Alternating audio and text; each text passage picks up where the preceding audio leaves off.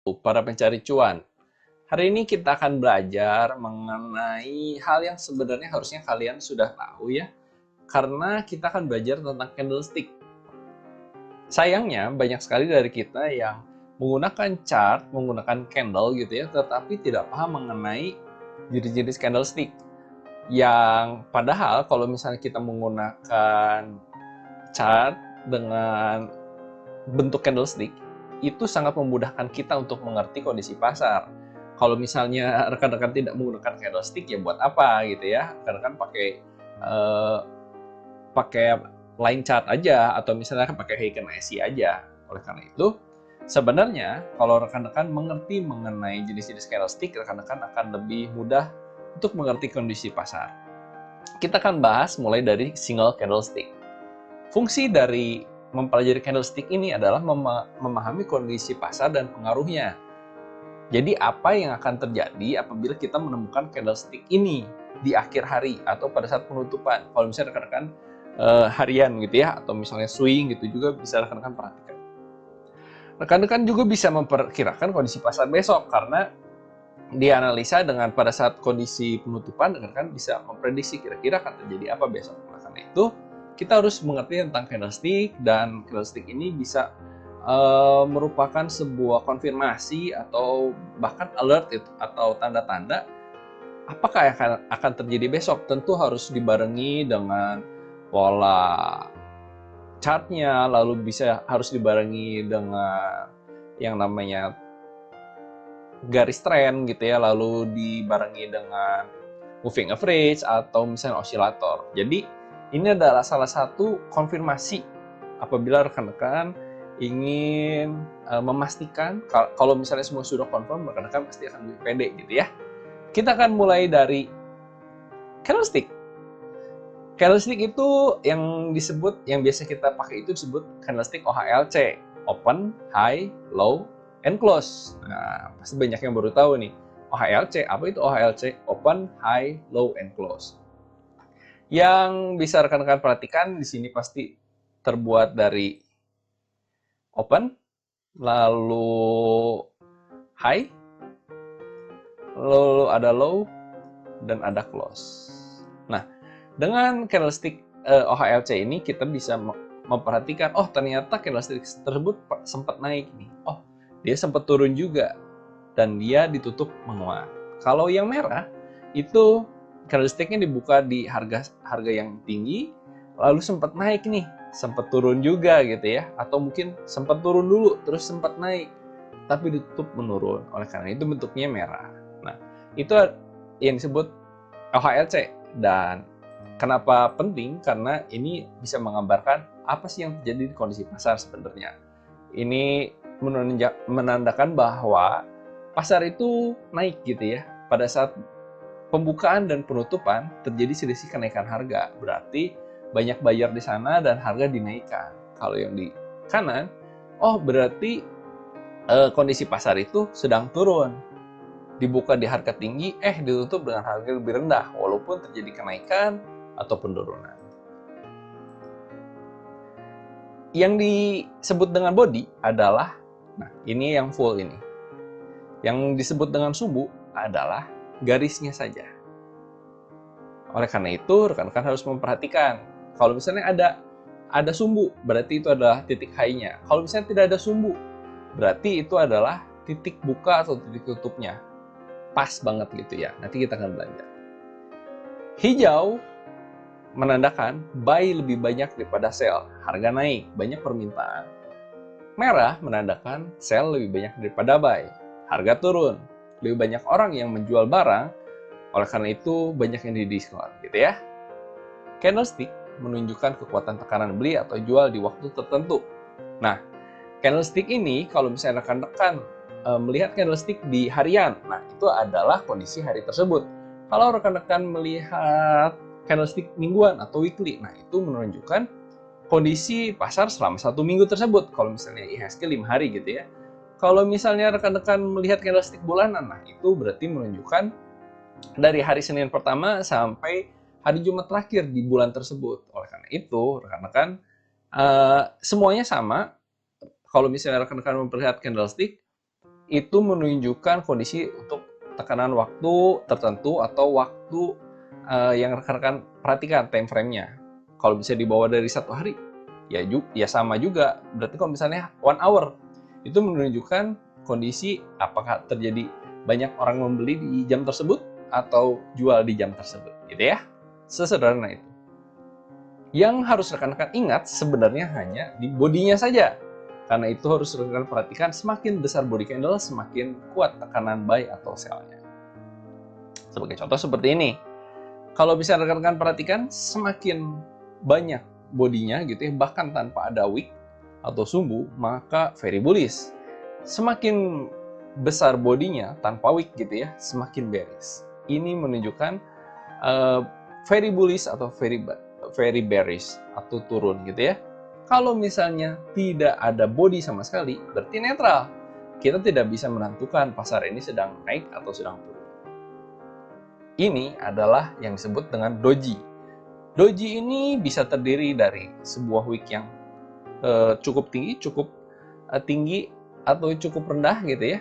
Bisa juga doji dengan wick yang sangat tinggi seperti ini. Nah, ini dua-duanya doji. Mau warna merah, mau warna hijau, tidak pengaruh. Ini menandakan buyer atau sell, jadi dibuka di harga yang sama, ditutup di harga yang sama. Walaupun naik, walaupun turun. Berarti tidak ada orang atau tidak ada yang lebih kuat, buyer atau sell-nya. Hal ini juga sama. Walaupun dinaikkan setinggi apapun, atau turun serendah apapun, kalau posisinya di tengah-tengah seperti ini, gitu, kurang lebih di tengah-tengah, maka menandakan tidak ada sinyal apapun. Kita lanjutkan. Kalau misalnya ada body, kalau semakin besar bodinya, maka kan sinyalnya semakin kuat. Sebagai contoh, ini ada kenaikan, ada penurunan, tetapi pada saat dibuka di sini, nah di sini adalah dibuka, gitu ya, lalu ditutup meningkat, gitu ya. Nah, ini menandakan bahwa ada kenaikan. Kalau yang di sini ada penurunan, gitu ya. Nah, kalau rekan perhatikan, oleh karena itu dibuka, ditutup lebih tinggi, dibuka, ditutup lebih rendah. Kalau di sini dibuka di sini naik turun, kita nggak tahu bisa posisinya di sini naik turun. Kalau misalnya harian berarti di jam perdagangan dari pagi sampai sore dia akan naik turun daerah sini. Tetapi dia ditutup di sini. Oke? Itu adalah contohnya. Semakin tinggi atau semakin besar body tersebut, maka kondisi pasar semakin kuat. Lalu, kalau yang tadi dojinya berada di tengah, ini adalah doji yang berada di atas. Kalau rekan perhatikan, cara bacanya adalah saham dibuka di sini, lalu dia sempat turun. Tetapi ditutup untuk naik ke atas lagi, gitu ya. Nah, naik ke atas lagi. Hal ini menunjukkan, walaupun sudah turun, buyer tetap kuat untuk naikkan harga lagi ke atas. Jadi ada kemungkinan untuk buyer itu lebih kuat. Sama dengan yang warna merah ini. Warna merah ini juga sama, dia turun, tapi dia dipaksa untuk naik lagi, gitu ya. Nah, kalau rekan-rekan perhatikan, hammer nih. Hammer atau misalnya ada body tetapi di atas. Sama dengan Dragonfly Doji, tetapi dia ada kenaikan harga. Nah, hal ini adalah sinyal penguatan yang harus rekan-rekan perhatikan. Perhatikan bentuk hammer seperti ini. Kalau misalnya ternyata muncul hammer, ini adalah sebuah pertanda yang bagus bahwa terjadi penguatan. Semakin besar gitu ya, semakin besar body yang naik gitu ya, dibandingkan dengan wick. Bagi contoh seperti ini. Kalau rekan-rekan perhatikan, dia dibuka di sini. Dia dibuka di sini, lalu dia turun. Tetapi pada saat penutupan atau misalnya sempat naik turun, dan pada saat penutupan dia dipaksa untuk naik. Berarti di akhir penutupan masih banyak orang yang ingin beli. Besok paginya, berarti banyak orang yang ngantri ingin beli kan, maka akan ada kemungkinan dia akan naik. Lalu bandingkan dengan yang di sebelah paling kanan ini. Kalau rekan perhatikan, dibuka di sini. Harga sempat turun, tetapi harga di akhirnya dipaksa untuk naik terus sampai ke atas. Nah, hal ini menunjukkan bahwa banyak sekali orang yang ingin membeli saham tersebut sehingga harga saham tersebut naik tinggi sekali. Jadi semakin besar body, semakin kuat. Lalu yang harus rekan-rekan perhatikan untuk hati-hatian adalah Gravestone Doji, di mana harga dibuka di sini sempat naik tetapi dipaksa turun, gitu ya. Yang kedua sama saja, harga dibuka di sini lalu sempat naik terus dipaksa turun. Yang perlu rekan-rekan perhatikan adalah Bearish Hammer. Jadi harganya dibuka di sini sempat naik tapi dipaksa turun. Turunnya di sini. Jadi ini menunjukkan bahwa di akhir sesi banyak orang menjual barang dan ada kemungkinan besok akan kembali turun. Sama seperti di contoh sebelumnya, semakin besar body dari wicknya maka akan semakin besar pelemahan. Kalau ini kondisi si bodinya itu ada di ujung bawah gitu ya. Jadi sebagai contoh, dibuka di sini sempat naik tapi dipaksa turun, closingnya di bawah. Kalau misalnya contoh yang paling kecil, paling kiri, harganya dibuka di sini sempat naik tetapi dipaksa turun dan closing di sini. Hati-hati, kalau rekan-rekan menemukan candlestick seperti ini ada kemungkinan besok turun. Nah, kalau misalnya tanpa wick atau full body, ini menandakan sangat kuat. Open di sini, nah di sini sempat naik mungkin, sempat turun juga kita nggak tahu. Tapi yang pasti closingnya full. Oke. Bisa rekan-rekan perhatikan juga di yang candlestick yang kedua yang warna merah. Dibuka di sini, harganya mungkin naik, mungkin turun gitu ya. Naik turun gitu ya. Tetapi pada saat di akhir sesi, dia ditutup melemah. Dan ini menunjukkan besok masih banyak orang yang ingin menjual saham tersebut. Oke? Oleh karena itu, rekan-rekan, mari kita lihat dari chart atau hal yang sudah terjadi. Apakah memang benar dari teori yang kita pelajari tadi? Kita langsung ke chart.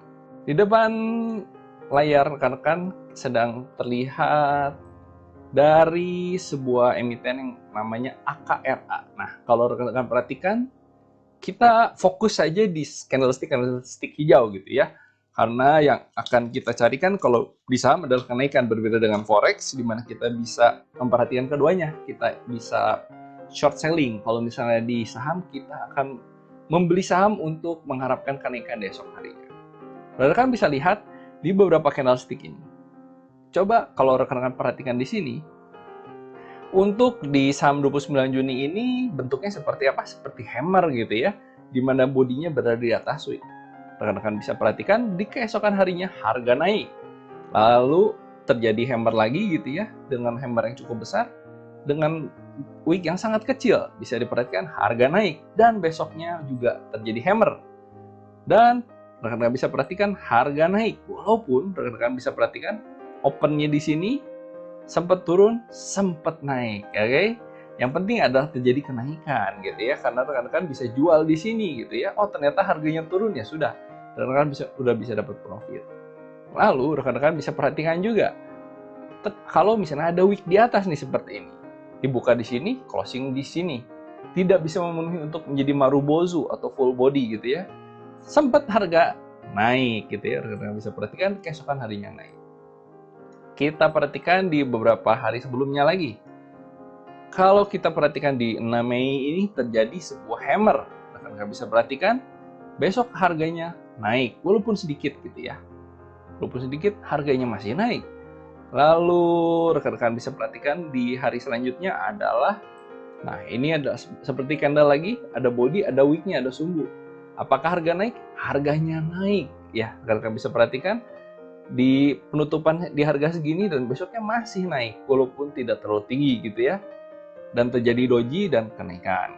Nah, lalu bisa rekan-rekan bisa perhatikan lagi opennya di sini, closingnya di sini, besoknya harga naik. Apakah hal ini sebuah kepastian? Ada kemungkinan gagal juga, bahwa yang namanya candlestick masih bisa gagal. Kalau rekan-rekan bisa perhatikan, wah Pak, apa kalau kayak begitu harus yang full? Semakin full, semakin besar kemungkinannya. Bisa rekan-rekan bisa perhatikan marubozu di sini. Dia full body, naiknya cukup tinggi. Lalu di sini kan bodinya tidak terlalu besar gitu ya, malah wicknya cukup tinggi. harusnya kalau misalnya dia kuat sekali, harusnya besoknya eh, tidak setinggi ini dong, karena ini kan bodinya bisa dibilang sama besar dengan wicknya. Nah, rekan-rekan, ini seninya dari trading saham di mana masih ada kemungkinan gagal, masih ada kemungkinan wow, kenaikannya juga luar biasa kayak sekarang harinya, walaupun pada akhir sesi atau penutupan dipaksa turun gitu ya. Itu adalah beberapa contoh yang rekan-rekan bisa perhatikan. Nah, ini bisa dilihat, wow, ini tingginya tinggi banget bodinya gitu ya, dibandingkan dari candlestick sebelumnya, yang lain-lainnya. Ini kan kecil-kecil, ini tinggi banget. Tetapi, kalau rekan-rekan bisa perhatikan, harganya naik gitu ya, tapi tidak terlalu tinggi. Lalu, kita lihat sebuah kesalahan di sini. Kalau rekan-rekan bisa perhatikan, Pak, ini hammer, Pak, mantap sekali. Opennya di sini, close-nya di sini gitu ya, besok pasti naik. Enggak juga. Besok malah turun dan doji gitu ya. Lalu rekan-rekan bisa perhatikan di sini masih berhasil. Open di sini, close di sini, harga naik gitu ya. Itu adalah contoh dari AKRA. Lalu kita perhatikan ke ICBP. Nah, ICBP kita mulai dari sini deh. Open di sini, closing di sini. Harga naik walaupun tidak terlalu tinggi. Lalu selanjutnya rekan-rekan bisa lihat, open di sini, closing di sini, harga naik tinggi sekali. Oleh karena itu, rekan-rekan nggak bisa tuh cuma ngomong naik doang. Oh nggak, karena rekan-rekan bisa perhatikan kenapa dia naik tinggi sekali, karena targetnya hanya sampai EMA 89 yang rekan-rekan bisa perhatikan. Kalau rekan-rekan ingat, ini adalah sub resisten dinamis gitu ya. Mentok dari resisten dinamis, dia dipaksa turun lagi. Lalu selanjutnya rekan-rekan bisa lihat open di sini, closing di sini, harganya naik tinggi sekali, mentok di mana MA 34 gitu ya sebagai resisten dinamisnya selanjutnya gitu ya. Kalau misalnya rekan-rekan bisa perhatikan, selanjutnya ada di sini. Nah, di sini sebuah body yang bagus dengan wick yang tidak terlalu besar, tetapi harganya turun gitu ya, rekan-rekan bisa perhatikan. Opennya di sini walaupun nggak begitu tinggi naiknya, tapi dia turun. Lalu, ini hammer. Pak, ini hammer mantap sekali, Pak. Pasti naik. Nggak juga. Open di sini, close di sini. Besoknya, open di sini, close di sini. Tidak naik sama sekali. Hati-hati. Rekan-rekan bisa perhatikan besoknya lagi. Open di sini, close di sini, malah turun. Lalu bagaimana? Selanjutnya, terjadi kesalahan lagi kah? Marubozu, open di sini, close di sini, naik gitu ya. Naik cukup lumayan, nggak begitu tinggi-tinggi amat gitu ya. Lalu ada hammer lagi Pak, ada hammer lagi di sini. Ada open, ada close. Lalu besoknya masih turun. Selanjutnya bagaimana? Ada hammer lagi, open di sini, close di sini, masih turun. Ada Marubozu, waduh, kalau Marubozu udah nggak mungkin salah gitu ya. Ada open di sini, ada close di sini. Malah besoknya open lebih rendah, close lebih rendah lagi. Nah, apa yang rekan-rekan bisa pelajari dari kejadian ini? Yaitu, rekan-rekan tidak hanya bisa bergantung sama candlestick aja, karena rekan-rekan harus memperhatikan trennya. Kalau rekan-rekan bisa perhatikan, EMA 89-nya masih berada di atas candlestick kita, tapi ini masih downtrend banget gitu ya. Rekan-rekan bisa perhatikan, bahwa ini masih posisinya downtrend dan ini terjadi uptrend sementara karena dia berada di atas EMA 8-nya. Pak, kalau kayak gitu kan ini kita lagi uptrend banget. Betul, lagi uptrend banget. Dan di sini terjadi hammer, pasti naik. Oh, enggak juga. Hati-hati, ada tren yang menentukan gitu ya. Lalu rekan-rekan, kira-kira besok seperti apa? Nah, rekan-rekan bisa lihat candlestick seperti ini tidak perlu rekan-rekan pikirkan atau perhatikan karena walaupun memang wah Pak ini kecenderungannya turun betul sekali, tetapi rekan-rekan bisa perhatikan dia ada support di sini. Jadi tidak perlu diperhatikan kalau candlestick seperti ini. Rekan-rekan fokus saja di candlestick yang sudah kita pelajari. Kita selanjutnya contoh ke ASII. Nah, kalau rekan-rekan perhatikan, ASII kita praktek gitu ya, kita praktek. Kita mau nyari candlestick yang menarik. Kalau sebelumnya saya sudah tandai, kalau sekarang kita tidak kasih tanda. Bisa kita lihat. Oke, di sini ada sebuah candlestick yang menarik. Bodinya cukup besar dengan sumbu yang kecil. Keesokan harinya naik. Lumayan ya. Nah, di sini ada Marubozu nih, ada Marubozu. Tetapi kembali lagi, besoknya malah turun, malah doji.